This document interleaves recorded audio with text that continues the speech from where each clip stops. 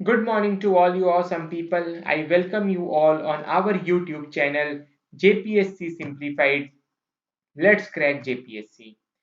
तो दोस्तों policies of Jharkhand को आगे बढ़ाते हैं और आज का जो लेक्चर है उसमें सबसे पहली जो पॉलिसी हम पढ़ने वाले हैं वो है Jharkhand food processing industry policy और इसका जो डेट है वो है 2015। ओके, तो ये चीज ध्यान रखिएगा कि झारखंड फूड प्रोसेसिंग पॉलिसी जो है ये आपका 2015 में लाया गया था और इसका मेन एम क्या है? तो इसका मेन एम है creation of favourable atmosphere for setting up of food processing units in the state through the creation of infrastructural facilities, encouragement of capital investment and technological upgradation, development of marketing network, development promotion and grants and concession to ensure balanced economic development of the state by favoring agricultural and allied sector and to provide maximum benefits to all the stakeholders by establishing Jharkhand as a leading state in food processing sector. समझ में आया? तो ये जो आपकी policy है Jharkhand food processing and industry policy, इसमें सबसे इंपॉर्टेंट पॉइंट क्या है कि इसका ईयर ये कब लाया गया था? सन 2015 में। क्या एम था कि एक तरीके से जो फूड प्रोसेसिंग यूनिट्स हैं उनके लिए एक फेवरेबल एटमॉस्फेयर बनाया जाएगा ताकि झारखंड में जो एग्रीकल्चरल प्रोड्यूस है वो बहुत ज्यादा होता है, उसको क्या किया जा सके कि प्रॉपरली प्रोसेस करके कन्वर्ट कर दिया जा सके ताकि उसकी जो ड्यूरेबिलिटी है वो बढ़ जाए। क्योंकि देखो फूड क्रॉप्स क्या होते हैं, ये बहुत ही पेरिशेबल आइटम्स हैं, खासकर जो वेजिटेबल्स और फ्रूट्स होते हैं। ठीक है, तो अगर इनको प्रोसेस कर दिया जाए तो उससे क्या है कि इनकी ड्यूरेबिलिटी भी बढ़ेगी और साथ साथ में जो इनकम है वो भी लोगों का बढ़ेगा। तो यही जो है सरकार का एम है इस पॉलिसी के तहत, जो कि सन 2015 में लाया गया है। तो ये प्रीलिम्स के पॉइंट ऑफ व्यू से बहुत इंपॉर्टेंट है। ठीक है, उसके बाद अपॉर्चुनिटी इस स्कीम से किस किस फील्ड में मिलेगा? तो एग्रीकल्चर में मिलेगा, फिशरीज में मिलेगा, लाइव स्टॉक मैनेजमेंट में मिलेगा। ठीक है, उसके बाद देखो ये कुछ फैक्ट है कि पी के प्रोडक्शन में जो मटर होता है उसके प्रोडक्शन में हम सेकेंड नंबर पे आते हैं, टोमेटो के प्रोडक्शन में हम सिक्स प्लेस पे हैं और कॉलीफ्लावर तो हम होल ईयर ये प्रोड्यूस करते हैं। ठीक है, जो फ्रूट्स हैं वो झारखंड में जैसे कि मैंगो, लीची, गुआवा, जामुन, आंवला, सहतूत, ये सब जो है ग्रो किए जाते हैं। फिर स्पाइसेस और मेडिसिनल प्लांट्स भी ग्रो किए जाते हैं। ठीक है, अब ये जो पॉलिसी है इसके तहत एक स्टेट लेवल एम्पावर्ड कमेटी बनाई गई है और किसकी चेयरमैनशिप में बनाई गई है? तो स्टेट सेक्रेटरी के चेयरमैनशिप में ये स्टेट लेवल एम्पावर्ड कमेटी बनाई गई है जिसका मेन काम है इस पॉलिसी के फंक्शनिंग को देखना। ओके, अब इस जो स्टेट लेवल एम्पावर्ड कमेटी है इसमें 15 मेंबर्स हैं टोटल और इस कमेटी के अंतर्गत जो आपका जो ये पॉलिसी है उसकी फंक्शनिंग को ये अंडरटेक करेगा, उसको सुपरवाइज करेगा, जिसके तहत किसके तहत? तो इस पॉलिसी के तहत फूड प्रोसेसिंग यूनिट्स बनाए जाएंगे, कोल्ड चेन बनाया जाएगा, फूड प्रोसेसिंग मेगा प्रोग्राम बनाया जाएगा और प्राइमरी फूड प्रोसेसिंग सेंटर्स बनाए जाएंगे। तो ये सब कुछ काम है जो कि इस पॉलिसी के तहत किया जाएगा। ठीक है, तो इतना डिटेल से आपको Jharkhand food processing industry policy of 2015 के बारे में पता होना चाहिए। अब अगला जो पॉलिसी है वो है सोलर पावर पॉलिसी ऑफ 2015। तो ईयर बहुत इंपॉर्टेंट है, कब? तो 2015 में ये सोलर पावर पॉलिसी लाया गया था। और क्यों लाया गया था? तो to achieve sustainable development route that provides for the advancement in economic as well as environment objectives. तो आपको पता ही है कि क्लाइमेट चेंज के प्रॉब्लम से हम जूझ रहे हैं, तो इसी क्लाइमेट चेंज के प्रॉब्लम से डील करने के लिए ये सोलर पावर पॉलिसी जो कि एक रेन्यूएबल सोर्स ऑफ एनर्जी है उसको इनकरेज किया जाएगा ताकि हम सस्टेनेबल डेवलपमेंट गोल जो हम अचीव करना चाहते हैं उसको हम अचीव कर सकें और जिसके तहत क्या होगा, तो economic as well as environmental objective जो है हमारे, उसको हम फुलफिल कर पाएंगे। और इसमें ऑब्जेक्टिव मेन क्या था, तो high solar insolation around 300 days जो है हमको झारखंड स्टेट में मिलता है। इसका मतलब क्या है कि 365 दिन में 300 दिन जो है सन की रोशनी हमको मिलती है। ठीक है, जिसका अगर हम एक मैथमेटिकल टर्मिनोलॉजी में देखें तो 4.5 से 5.5 किलोवाट आवर पर स्क्वायर मीटर पर डे, इतनी एनर्जी जो है हमको मिलता है। तो इसके तहत हम क्या करना चाह रहे थे कि सन 2020 तक 2500 मेगावाट, सन 2020 तक 2500 मेगावाट जो हमारी कैपेसिटी है सोलर पावर प्रोड्यूस करने की, उसको हम पहुंचाना चाह रहे थे। ठीक है, build favourable atmosphere for setting up of solar projects and ensure energy security of the state. तो ये तीन ऑब्जेक्टिव जो हैं इसके तहत थे। और एक और ऑब्जेक्टिव है to promote local manufacturing facilities which will generate employment. तो अगर हम अपनी सोलर कैपेसिटी को बढ़ा रहे हैं, उसके लिए जो इक्विपमेंट्स हैं, जो मैन पावर का जरूरत होगा, है ना, वो सब जो है हम लोकली ही एक्वायर करेंगे, जिससे जो लोकल मैन्युफैक्चरिंग फैसिलिटीज हैं उनका जो कैपेसिटी है वो बढ़ेगा और वो एम्प्लॉयमेंट भी जनरेट करेगा। ठीक है, तो ये सोलर पावर पॉलिसी 2015 आपको समझ में आना चाहिए। फिर अगला जो पॉलिसी है वो है सोलर रूफटॉप पॉलिसी ऑफ 2017। ठीक है, तो सोलर पावर पॉलिसी 2015 में लाया गया है और सोलर रूफटॉप पॉलिसी जो है ये 2017 में लाया गया है, जिसके तहत कुछ नहीं है, सिंपली जो है ये कंट्रीब्यूट करेगा सोलर कैपेसिटी एडिशन में और एनर्जी सिक्योरिटी में। ठीक है, क्या होगा कि देखो झारखंड के जो बिल्डिंग्स होते हैं, बड़े बड़े ऑफिसेस होते हैं, उनमें भी अगर हम सोलर पैनल्स लगाएं तो उनसे क्या होगा कि हमको एनर्जी जनरेट होगा, जिससे क्या है कि जो हमारा जो टारगेट है सोलर पावर पॉलिसी के अंदर वो हम और जल्दी अचीव कर पाएंगे, है ना। साथ साथ में जो आपके जो किसान हैं या और भी जो लोग हैं, जब वो सोलर रूफटॉप से एक्स्ट्रा पावर जो है वो जनरेट करेंगे, तो जितना उनका यूजेज है वो उससे यूज कर सकते हैं, उससे उनकी इलेक्ट्रिसिटी बिल भी कम होगी और जो एक्स्ट्रा पावर है उसको ग्रिड में वो वापस ट्रांसफर कर देंगे, जिससे उनकी आमदनी भी हो जाएगी, है ना। तो एक तो आपका बिजली बिल भी कम हो रहा है, ऊपर से आपको आमदनी भी हो रही है, तो आपके लिए तो फायदा ही फायदा है। ठीक है, तो ये जो था ये पॉलिसी के अंदर किया गया था। ठीक है, अब ये जो कुछ फैक्ट्स हैं जो कि हमको सोलर एनर्जी पॉलिसी ऑफ 2015 में ही पढ़ना था। तो देखो ज्यादा कुछ भी नहीं है। सबसे पहले एक Jharkhand state electricity regulatory commission JSERC ये इस्टेब्लिश किया गया था। एक एनर्जी पॉलिसी 2003 में लाई गई थी उसके तहत। तो अगर आपको JSERC का फुल फॉर्म पूछे तो थोड़ा ध्यान रखिएगा। फिर सोलर एनर्जी पॉलिसी जो है ये 10 साल के लिए लाया गया है, ये भी ध्यान रखना चीज है। फिर minimum size of solar photovoltaic power plant जो है सिंगल लोकेशन पे 1 मेगावाट का होगा, और रूफ टॉप पे जो फोटोवोल्टाइक पावर प्लांट लगाया जाएगा सिंगल लोकेशन पे, उसका जो मिनिमम साइज है वो 1 किलोवाट का होगा। ठीक है, फिर सोलर पावर को इनकरेज करने के लिए भी एक एजेंसी बनाई गई है, that is JREDA which stands for Jharkhand renewable energy development agency, JREDA JREDA. Okay, इसको भी ध्यान रखिएगा क्योंकि इस तरीके के एब्रीविएशन क्वेश्चन वाले क्वेश्चन जो है ना वो पूछती है JPSC।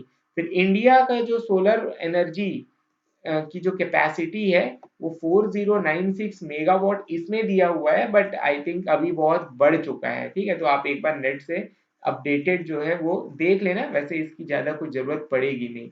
ठीक है, क्योंकि आपको भी पता है कि हम सोलर पावर कितना टारगेट कर रहे हैं, तो हम 175 गीगावाट, ठीक है ना, टोटल जो रिन्यूएबल एनर्जी पॉलिसी है उसके तहत हम टारगेट कर रहे हैं, जिसमें से 100 जो है वो आपका सिर्फ और सिर्फ सोलर से आने वाला है। ठीक है, तो 175 में से 100 गीगावाट ऑफ एनर्जी जो है हम टारगेट कर रहे हैं कि वो सोलर से आएगा। ओके, तो ये तो बहुत ही आई थिंक पुराना इंफॉर्मेशन हो गया। ओके, अब एक इंफॉर्मेशन जो है मनीष रंजन सर की बुक में ये भी दी हुई थी कि 16 मेगावाट जो है 16 मेगावाट की जो है झारखंड में जो कैपेसिटी है उसमें, ये ऐसे पुराना होगा, अभी तो कैपेसिटी जरूर बढ़ गई होगी, बट 16 मेगावाट में से देवघर में दिया हुआ है कि 7 प्लांट्स हैं, 2 मेगावाट इलेक्ट्रिसिटी जनरेशन करते हैं, और जो सरायकेला में है एक प्लांट है जो कि 2 मेगावाट का इलेक्ट्रिसिटी जनरेशन करता है। ठीक है, तो ये तो मुझे नहीं लगता, ये ऐसे भी आउटडेटेड इंफॉर्मेशन हो चुका है, बट अगर आप ध्यान रखना चाहते हो तो रख सकते हो। अब ये जो रूफटॉप, ये जो आपका सोलर पावर पॉलिसी लाया गया है, उससे क्या मतलब इंसेंटिव्स क्या है इसके अंदर? तो सबसे पहले तो industries will be provided free electricity for 10 years, status of deemed industry दिया जाएगा, फिर VAT exemption on solar equipments दिया जाएगा, एग्जेम्पशन फ्रॉम पोल्यूशन क्लियरेंस दिया जाएगा। ठीक है, तो ये सब कुछ इंसेंटिव्स हैं इस सोलर पावर पॉलिसी के अंतर्गत। मतलब ऐसी कंपनीज जो झारखंड में आके सोलर पैनल्स और ये सबको क्या बोलते हैं, एक तरीके से बनाएगा या मैन्युफैक्चर करेगा, तो उनके लिए ये सब कुछ इंसेंटिव्स हैं। ठीक है, अब अगली जो हमारी पॉलिसी आती है वो है झारखंड इंडस्ट्रियल पार्क पॉलिसी, और ये भी 2015 की ही पॉलिसी है। कौन से ईयर की पॉलिसी है?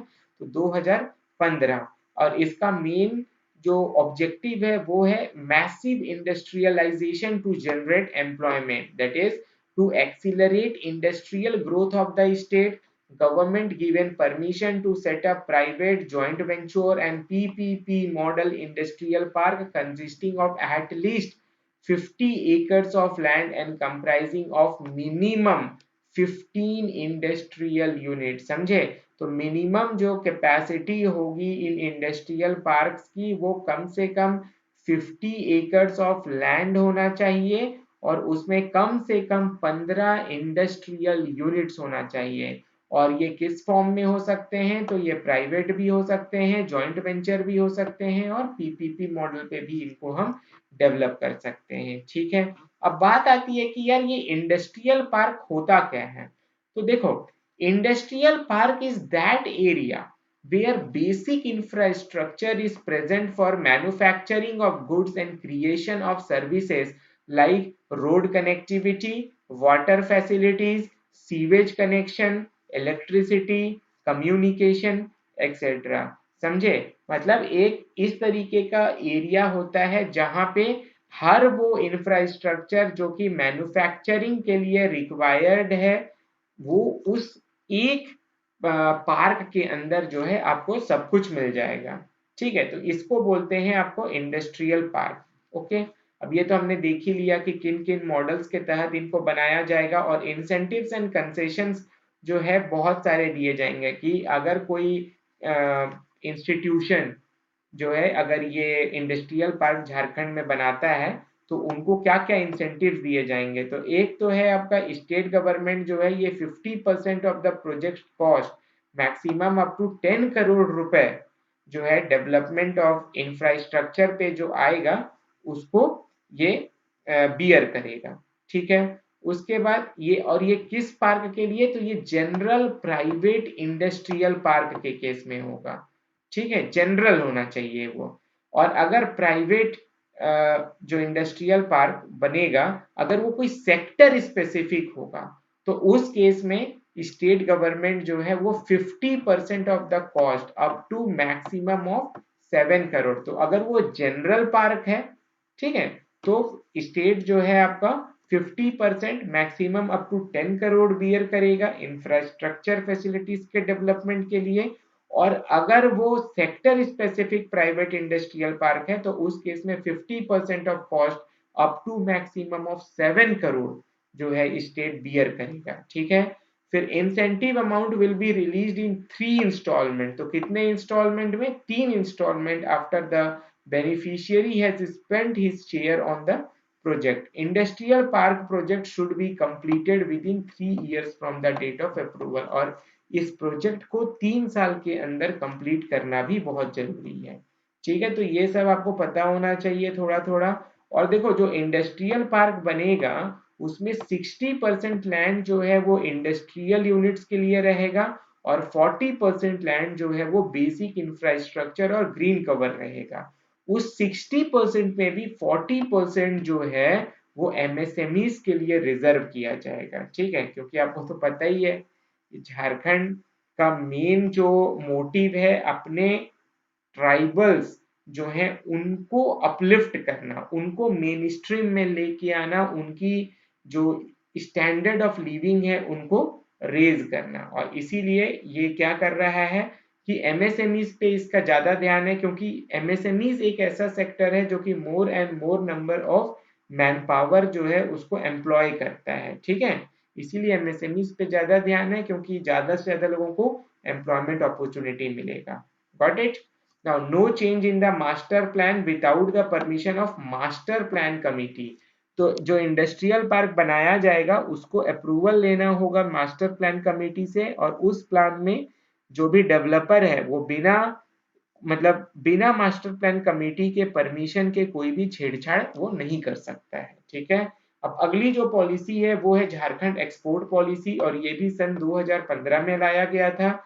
तो SEZ export infrastructure industrial park Amritsar Kolkata industrial corridor Jharkhand government Indian government and RBI together will work to make this export policy a fruitful one. Okay, और इसका मेन गोल क्या है?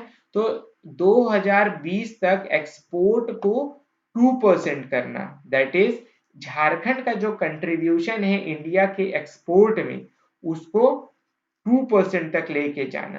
ये जो है झारखंड एक्सपोर्ट पॉलिसी ऑफ 2015 का मेन एम है। तो ऑब्जेक्टिव्स क्या हो सकते हैं? एक तो इंफ्रास्ट्रक्चर का डेवलपमेंट है, एक्सपोर्ट का प्रमोशन है, मार्केट की अवेलेबिलिटी है, और वर्ल्ड ट्रेड सेंटर जो है ये रांची में बनाया जाएगा इस पॉलिसी के तहत। ठीक है, अब देखो कुछ कुछ जो इंस्टीट्यूशंस हैं इस पॉलिसी के तहत, सबसे पहला है झारखंड एक्सपोर्ट प्रमोशन बोर्ड, जिसके चेयरपर्सन जो है वो चीफ मिनिस्टर होंगे। ये सबसे इंपॉर्टेंट इंफॉर्मेशन है। अदर मेंबर्स इसके इंडस्ट्री मिनिस्टर्स होंगे। देन बाकी और ये ज्यादा इंपॉर्टेंट नहीं है, मुझे लगता है सबसे ज्यादा इंपॉर्टेंट यही था। उसके बाद इसमें एक अधिकार प्राप्त समिति भी आता है, और लोकल एक्सपोर्ट प्रमोशन कमीशन भी आता है। मुझे लगता है कि यार देखो इतना डेप्थ में तो वो नहीं पूछेगा, है ना। ईयर पता होना चाहिए, ऑब्जेक्टिव पता होना चाहिए, और ये झारखंड एक्सपोर्ट प्रमोशन बोर्ड के चेयरपर्सन जो है वो चीफ मिनिस्टर हैं। इतनी चीजें आप ध्यान रखना। ठीक है, और इसमें क्या होगा कि जो मीटिंग होगा हर वो 6 महीने में होगा। ठीक है, और एक इसके तहत ये भी है, federation of Indian export organisation, ये आपका रांची में है। ठीक है, और कुछ static information, only inland container depot state में कहाँ पे है? तो ये जमशेदपुर में है, ध्यान रखना। न्यूली प्रपोज्ड अभी बरही के हजारीबाग में है। नो कंटेनर फ्राइट स्टेशन जो है हमारे स्टेट में अभी नहीं है, ध्यान रखिएगा। इनलैंड कंटेनर डिपो है हमारे पास। ठीक है, वो जमशेदपुर में है। कंटेनर फ्राइट स्टेशन जो है हमारे स्टेट में नहीं है नया। ठीक है, उसके बाद एग्जीबिशन एंड कन्वेंशन सेंटर जो है ये देवघर में है, और Jharkhand state mineral development corporation जो है ये एक इंस्टीट्यूशन है जो कि इन चीजों का देखरेख करता है। ठीक है, तो अभी जो है एक्सपोर्ट्स को बढ़ाने के लिए जरूरत क्या क्या है? सबसे पहले तो स्किल डेवलपमेंट लोगों में जरूरत है, फिर सर्टिफिकेशन होना बहुत जरूरत है, और quality upgradation and design upgradation. मतलब कि देखो झारखंड में एमएसएमईज की कमी नहीं है, बहुत सारे छोटे छोटे एमएसएमईज हैं, बट क्या होता है कि अगर आप इन चीजों को एक्सपोर्ट करते हैं तो एक आपको मिनिमम स्टैंडर्ड को एडहर करना होता है। इसीलिए अगर हम झारखंड को एक्सपोर्ट स्टेट बनाना चाहते हैं तो हमको जो क्वालिटी है उसको इम्प्रूव करने की दरकार है। ठीक है, क्योंकि क्वालिटी स्टैंडर्ड जो है वो मेंटेन करना बहुत ज़्यादा जरूरी है अगर हम अपने एक्सपोर्ट्स को इम्प्रूव करना चाहते हैं। ठीक है, उसके बाद देखो इसके तहत इंसेंटिव्स क्या दिया जाएगा? तो फ्री इलेक्ट्रिसिटी दिया जाएगा 10 साल के लिए, लैंड अवेलेबिलिटी दिया जाएगा, ट्रांसपोर्ट सब्सिडी दिया जाएगा, और डिस्काउंटेड सर्टिफिकेशन रहेगा। ठीक है, तो झारखंड एक्सपोर्ट पॉलिसी ऑफ 2015 जो है इतना चीजें उसके अंदर ध्यान रखना। ठीक है। ऑब्जेक्टिव क्या है, उसमें इंस्टीट्यूशंस क्या क्या हैं, कुछ स्टैटिक इंफॉर्मेशन मैंने बताया, नीड ऑफ द आवर और इंसेंटिव्स क्या क्या हैं। अब अगली जो पॉलिसी है वो है झारखंड की फिल्म पॉलिसी, और ये भी 2015 में लाई गई है। Promotion of local films, promotion या रिकॉग्निशन ऑफ लोकल एक्टर्स, इसका one of the main M रहा है। ठीक है, तो ईयर जरूर ध्यान रखना भाई, 2015। झारखंड फिल्म डेवलपमेंट निगम इसके तहत बनाया गया है, संगीत नाट्य अकादमी बनाया गया है, झारखंड फिल्म सिटी जो है ये भी बनाया गया है। उसके बाद है इसके तहत और भी क्या क्या मतलब ऑब्जेक्टिव जो है हम वो देख रहे हैं कि loan for development of infrastructure for film making, grants for local films, film equipments on loan, high standard theatre, solar power based, exemption from environment tax, फिल्मोत्सव, prize distribution, strengthen film societies etcetera. Then Jharkhand चलचित्र प्रोत्साहन नीति 2017 to create employment opportunities, तो ये भी याद रखिएगा, important information है अबाउट झारखंड चलचित्र प्रोत्साहन नीति। ये कब लेके आया गया है, तो 2017 में। फिल्म पॉलिसी 2015 का है, लेकिन चलचित्र प्रोत्साहन नीति जो है जिसका मेन एम है एम्प्लॉयमेंट अपॉर्चुनिटीज प्रोवाइड करना या क्रिएट करना, वो 2017 में लेके आया गया है। ठीक है, अब अगला जो पॉलिसी है वो है झारखंड स्टार्टअप पॉलिसी, और इसको 2016 में लाया गया है। ठीक है, अभी तक हम मैक्सिमम पॉलिसीज 2015 देख रहे थे, तो स्टार्टअप पॉलिसी जो है ये आपका 2016 का है। और नाम से ही पता चल रहा है कि स्टार्टअप, कोई स्टार्टअप जो है उनको प्रमोट करने के लिए ही ऑब्वियसली ये पॉलिसी लाई गई होगी, है ना। तो एम तो मुझे बताने की जरूरत नहीं है। हाइलाइट्स आप देख सकते हो इसके कि 1 lakh square feet dedicated incubation space offering end to end support for startups बनाया जाएगा। फिर fund of fund by PPP to promote startups ये बनाया जाएगा। ठीक है, एफओएफ मतलब fund of fund. Facilitate development of at least 100 tech based startups का डेवलपमेंट किया जाएगा। robust and synergistic platform for academia and industry to supplement each other, promote gender equality, environment sustainability, improve social factors among others, promote entrepreneurship in educational institutions। तो ये सब जो है इस startup policy के तहत किया जाएगा। ठीक है, अब बात करते हैं इंसेंटिव्स। तो इंसेंटिव्स वही है यार, देखो self certification, labour law, labour laws inspection जो है वो 3 साल तक कैरी नहीं किया जाएगा, है ना, until and unless a complaint is received, and random checks to ensure compliance, ये भी इंपॉर्टेंट है। ये नहीं किया जाएगा ना, ये नहीं किया जाएगा, ये इनको इंसेंटिव्स है। उसके बाद विजन यही है कि to make Jharkhand country's biggest startup state till 2021। Startup selection जो है ये किसके द्वारा किया जाएगा, तो स्टेट इवैल्यूएशन बोर्ड जो है इस पॉलिसीज के तहत जिन भी स्टार्टअप्स को ये जो है क्या बोलते हैं एडवांटेज दिया जाएगा इस पॉलिसी के अंदर, इसका सिलेक्शन कौन करेगा, तो स्टेट इवैल्यूएशन बोर्ड करेगा। ठीक है, स्टेट इवैल्यूएशन बोर्ड करेगा। सेंट्रल इंक्यूबेशन लैब जो है वो एंकर यूनिट होगा। फंड्स जो है इसके तहत एक तो वेंचर कैपिटल फंड है और एक एंटरप्रेन्योरशिप डेवलपमेंट फंड है। वेंचर कैपिटल फंड 250 करोड़ का रहेगा, ये फंड ऑफ फंड रहेगा, और 50 करोड़ का एंटरप्रेन्योरशिप डेवलपमेंट फंड रहेगा, और ये बेसिक इंफ्रास्ट्रक्चर डेवलपमेंट के लिए फंड रहेगा। तो एंटरप्रेन्योरशिप डेवलपमेंट फंड क्या है कि ये एक स्पेसिफिक फंड है जिसके तहत बेसिक इंफ्रास्ट्रक्चर को डेवलप किया जाएगा। और वेंचर कैपिटल फंड क्या होता है कि ये एक फंड ऑफ फंड है, मतलब इसके तहत बाकी जितनी भी चीजें हैं वो काम करने के लिए जो है हम पैसा इस फंड से उठाएंगे, बट बेसिक इंफ्रास्ट्रक्चर को डेवलपमेंट करने के लिए हम एंटरप्रेन्योरशिप डेवलपमेंट फंड से पैसा उठाएंगे। ठीक है, तो इनका मैक्सिमम लिमिट आप ध्यान रखिएगा, थोड़ा ये हो सकता है। और ये जो आपका पॉलिसी है स्टार्टअप पॉलिसी, इसके तहत क्या है कि 6 सीज का एक क्या बोल सकते हैं, एक सिक्स सीज का कंसेप्ट दिया गया है, जिसके तहत जो है हम इस स्टार्टअप पॉलिसी को आगे लेके आएंगे। उन 6 सीज में जो चीजें आती हैं, सबसे पहला है कोलैबोरेशन, दूसरा है कम्युनिकेशन, तीसरा है कंटेंट, चौथा है क्रिटिकल थिंकिंग, पांचवा क्रिएटिव इनोवेशन, और छठवां है कॉन्फिडेंस। तो देखो ऐसे तो ये सब नहीं पूछा जाता, बट सर के बुक में दिया हुआ था, इसीलिए हो सकता है यार कभी पूछ दे कि 6 Cs जो हैं स्टार्टअप पॉलिसी के अंदर, इनमें से कौन नहीं है। कोई एक नया चीज दे देगा और 3 यहाँ से दे देगा, बोलेगा कौन सा चीज नहीं है, तो पता होना चाहिए। ठीक है। और STEM kids to be distributed in schools where STEM stands for science, technology, engineering and mathematics। ठीक है। ताकि एक जो स्टार्टअप वाला जो इन्वायरमेंट है ना, वो पहले से ही क्रिएट किया जा सके।